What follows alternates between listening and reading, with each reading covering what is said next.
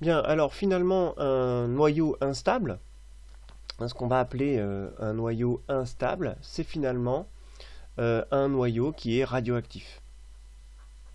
Voilà. Donc le noyau instable va se désintégrer en un noyau, on appelle ça une désintégration radioactive, hein, va se désintégrer en un noyau qui est plus stable. Alors s'il n'est pas tout à fait stable, il va encore se désintégrer. Pour arriver jusqu'au bout, le but, hein, c'est d'arriver de toute façon, la matière tend vers la stabilité, donc le but c'est d'arriver au bout vers un noyau le plus stable possible, enfin vers un noyau stable, hein, complètement stable. Donc ça c'est ce qu'on appelle des désintégrations radioactives. Ces désintégrations, si vous voulez, ce sont des transformations de noyaux, hein. Elles ont lieu spontanément. Alors de façon de façon aléatoire, on va le voir dans le détail un petit peu plus tard, mais elles ont lieu. On ne peut pas savoir quand, mais on sait qu'elles ont lieu. Quand, on ne sait pas quand, comment, mais elles vont avoir lieu à un moment donné. Et vous allez avoir comme ça la transformation d'un noyau qui était instable, donc radioactif, vers un noyau stable. Alors au cours de ces désintégrations, vous allez avoir, il existe 4 types de désintégration, c'est-à-dire de stabilisation de noyaux, si vous voulez, il en existe de 4 types. Il y en a 3 au cours desquels vous allez avoir une émission de particules et une où vous allez avoir un rayonnement électromagnétique. Alors, on va commencer, on va voir ces 4 dans le détail. La première, c'est ce qu'on va appeler la désintégration ou tout simplement l'émission alpha, ou la désintégration alpha. Alors, alpha. Alors, au cours d'une désintégration radioactive alpha, il va y avoir une particule d'émise qu'on appelle tout simplement la particule alpha. Cette particule d'alpha, c'est en fait un noyau d'hélium dont la formule chimique est la suivante, hein, He 2 4. Hein, donc vous voyez que, je rappelle, hein, 2 c'est le nombre de protons Z et 4 c'est le nombre de nucléons. Hein, donc finalement vous voyez que cet atome d'hélium possède 2 neutrons. Écrivons et regardons un exemple tout de suite. Alors, un noyau instable, le bismuth. Alors, pas n'importe lequel, le bismuth 213. Alors, le bismuth 213, voilà sa formule chimique. Donc, ce noyau a pour particularité d'être instable. Ce noyau possède 213 nucléons, 213 nucléons répartis parmi lesquels vous allez trouver 83 protons. Hein. Si vous faites la différence, vous aurez le nombre de neutrons. Ce noyau de bismuth, il est instable.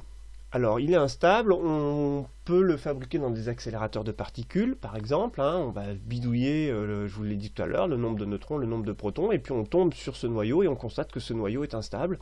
Il est instable parce qu'il va spontanément se désintégrer en un autre noyau. Et au cours de cette désintégration, il va y avoir émission d'une particule alpha, autrement dit d'un noyau d'hélium. Alors la question qu'on pourrait vous poser, c'est quelle est la formule du noyau qui est fabriqué, qui a été fabriqué au cours, enfin, ou en tout cas issu de cette transformation radioactive. Eh bien, c'est tout simple. Vous allez partir du fait que le nombre de masses au cours d'une transformation radioactive se conserve, c'est-à-dire est le même, c'est-à-dire que le nombre de masses que vous avez à gauche, de tous les éléments que vous avez à gauche, vous devez les retrouver de tous les éléments qui sont à droite, et la même chose pour le nombre de charges, autrement dit le nombre de protons. Alors c'est tout simple, hein, regardez ici, si je pars de 213 nucléons et que j'ai fabriqué une particule qui possède 4 nucléons, forcément le noyau qui reste possédera 213 moins 4, autrement dit 209 nucléons. J'avais 83 protons ici, j'ai fabriqué un noyau qui possède 2 protons, donc ça veut dire que dans le noyau qui reste, je vais avoir 83 moins 2, autrement dit 81 protons. Maintenant, si vous allez dans une classification périodique et que vous cherchez l'élément qui possède 81 protons, eh bien vous allez trouver le symbole du thallium, TL minuscule. Voilà la désintégration alpha du bismuth 213. Donc vous voyez, c'est assez simple pour retrouver les formules et retrouver le nombre de protons et le nombre de nucléons. Bah, il suffit tout simplement de faire une soustraction. 209 plus 4, vous retrouvez bien les 213 du départ. 81 plus 2, vous retrouvez bien les 83 du départ. Alors, en fait, ce qu'il faut savoir, c'est que ce noyau fils que l'on vient d'écrire ici, en fait, il n'est pas tout à fait stable. Il va subir d'autres désintégrations radioactives. Et ce qu'il faut savoir, c'est qu'au cours de ces désintégrations radioactives, vous avez toujours un rayonnement qui va être émis, donc une onde électromagnétique. Donc c'est plus une émission de matière, c'est un rayonnement électromagnétique qui a la particularité d'avoir une fréquence et des longueurs d'onde bien précises. C'est ce qu'on appelle le rayonnement gamma. On en reparlera un petit peu plus tard. Voilà l'émission alpha. Alors on peut maintenant voir un autre exemple. On va voir les deux autres types d'émissions qui émettent des particules. La première, c'est l'émission bêta-, qu'on appelle bêta-. Bêta-. Au cours d'une désintégration radioactive bêta-, vous allez avoir émission d'une particule encore. Cette particule, c'est tout simplement un électron. Donc un électron va être émis. Alors le symbole de l'électron, on va le représenter de cette façon-là. On va mettre la lettre E, E minuscule. On va lui mettre un nombre de charges égal à -1 et un nombre de nucléons égal à 0. Donc la formule chimique de l'électron, c'est A égale 0. Donc pas de nucléon forcément puisque c'est un électron. Et le nombre de charges, puisque l'électron a une charge négative, on va lui mettre un nombre de charges égal à -1. Là encore, on pourrait écrire une désintégration radioactive bêta-. Je vous donne un exemple. Par exemple, l'hydrogène 3, qui a pour formule H1,3, donc je répète, 3, ça veut dire que ce noyau possède 3 nucléons répartis en 1 proton, et donc, c'est pas écrit sur le symbole, mais on peut faire un petit calcul dans la tête, et on va retrouver ici 2 neutrons. Cet hydrogène 3, il n'est pas stable. Je ne vous en ai pas parlé tout à l'heure parce qu'en fait, il n'est pas stable. Alors en fait, hydrogène 3, on lui donne un nom, on a ce qu'on appelle du tritium. Donc le tritium, vous en avez par exemple beaucoup sur la surface de la Lune. Alors il n'y a pas d'accélérateur de particules sur la Lune, mais au moment, si vous voulez, de la formation de la Lune et de l'univers, vous avez quelques éléments comme ça qui ont été fabriqués et qui sont instables. Alors le problème, on va le voir après, c'est que cette instabilité, soit il se désintègre tout de suite, soit parfois ils mettent un certain nombre de temps avant de se désintégrer. On va voir ça après. Voilà pourquoi vous avez du tritium, entre autres, sur la Lune.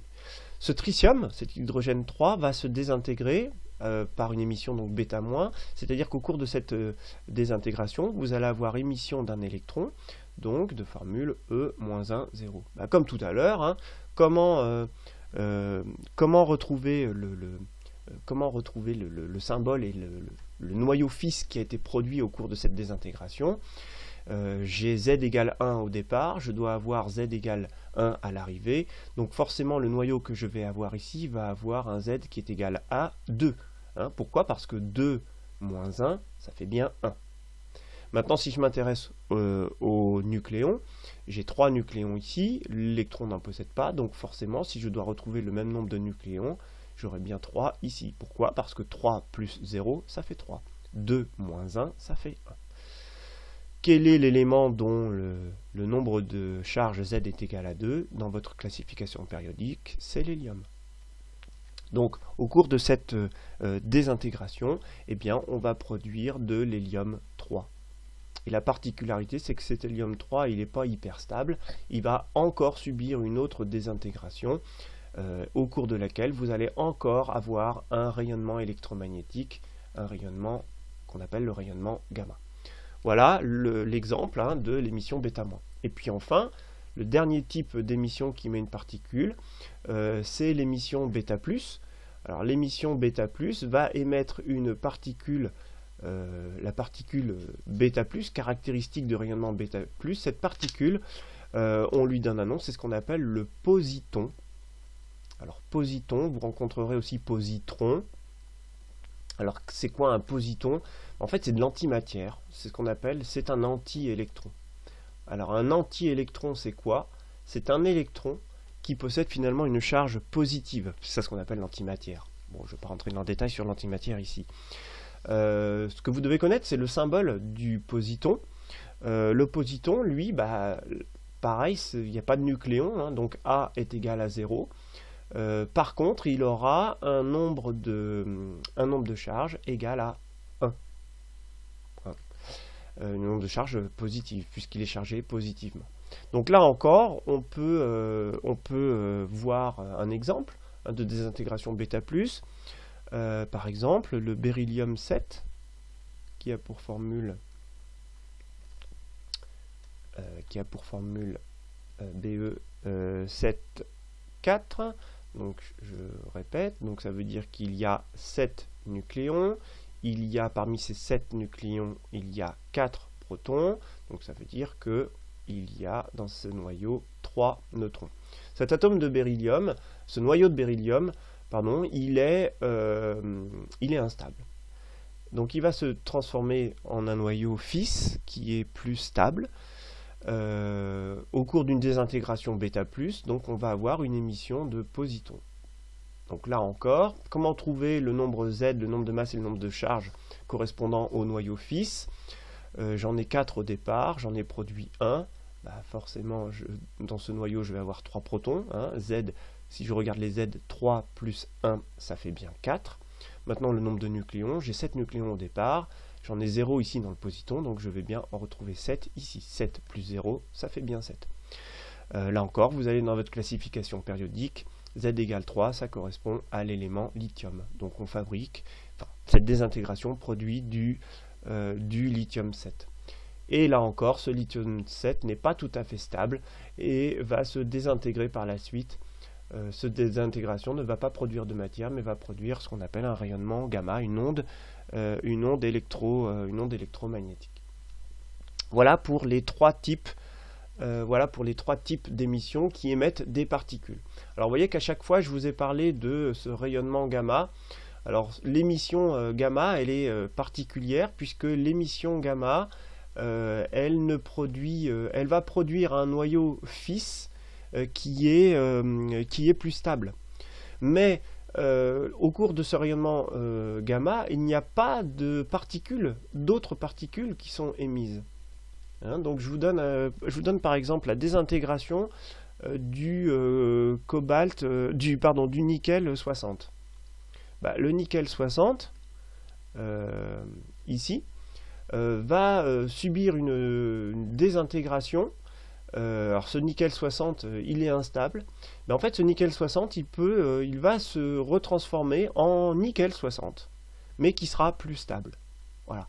Et cette désintégration va s'accompagner d'un rayonnement gamma. Mais je répète, comme ce rayonnement gamma, finalement, j'ai pas de particules émises, vous voyez que le nombre A, au départ, se conserve. Donc finalement, je vais retomber sur les mêmes éléments. Alors je ne vais pas vous l'expliquer ici, mais celui-ci est instable. Et au cours de cette émission de rayons gamma, on va se transformer en un noyau de nickel qui, lui, est plus stable. Et ça a lieu à chaque fois que vous allez avoir une émission alpha, bêta+, et bêta-. En fait, cette émission-là, c'est une onde électromagnétique qui est produite. Je vous rappelle qu'une onde électromagnétique est caractérisée par une longueur d'onde qu'on note lambda, hein, qui s'exprime en mètres, et que on peut caractériser cette onde, donc alors je répète, longueur d'onde, vitesse de l'onde, ou la célérité de l'onde, que l'on note petit c, qui s'exprime donc en mètres par seconde, et une fréquence f, hein, qui est égale à 1 sur t, la période de l'onde. Je vous rappelle que la vitesse est donnée par la relation c est égale à lambda sur t, autrement dit lambda fois f. Une onde électromagnétique est caractérisée par une valeur énergétique d'énergie, E, qui est égale à H multiplié, H c'est une constante qu'on appelle la constante de Planck, H multiplié par la fréquence de l'onde. Alors quand on parle d'onde électromagnétique, la fréquence on la représente par une autre lettre grecque, nu, qui s'exprime en Hertz. Tout ça c'est bien des Hertz, mais c'est la lettre nu. Alors, je la refais ici, c'est une espèce de truc comme ça. Et l'énergie de cette onde électromagnétique a pour relation E est égale à H nu. Donc voilà. Alors, on va voir un petit peu plus tard maintenant les dangers de la radioactivité, mais en résumé, donc je répète, 3 radioactivités possibles par émission de particules, alpha, bêta plus, bêta moins, et ensuite vous allez avoir un autre rayonnement successif qui est le rayonnement gamma, au cours duquel est émise une onde électromagnétique, porteur d'énergie, d'une valeur en énergie que l'on peut calculer en joules à l'aide de cette relation-là. Voilà pour les définitions des différents types de radioactivité.